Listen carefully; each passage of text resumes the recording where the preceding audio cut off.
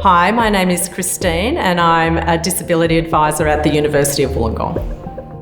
An NDIS support worker, the professional expectations would be the same as for any casual staff member coming onto a tertiary education campus. So obviously punctuality. Reliability is very important as a support worker because the student needs to be able to rely on you that you will attend. If you are unable to attend, then it's important that you notify the student in a timely manner.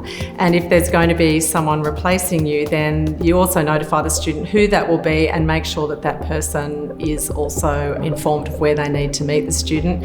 And most importantly, as a support worker on campus, you need to be aware of any legislation, policy and procedures that may relate to that particular campus, and of course all the work health and safety requirements of that employment space.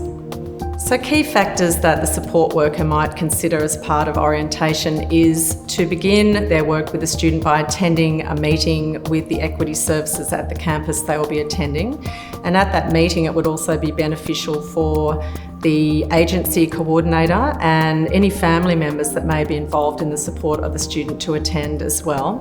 The purpose of this meeting would be to be very clear about the roles and responsibilities of the support worker in relation to the student support they'll be carrying out, and also to understand the interface of their role with any other staff that might be employed by the university that will be working with that student. The meeting is also essential in identifying the correct and most efficient channels of communication for the student and the support worker in communicating with the agency as well as the equity services if there's any issues or concerns that arise while the student and the support worker are on campus.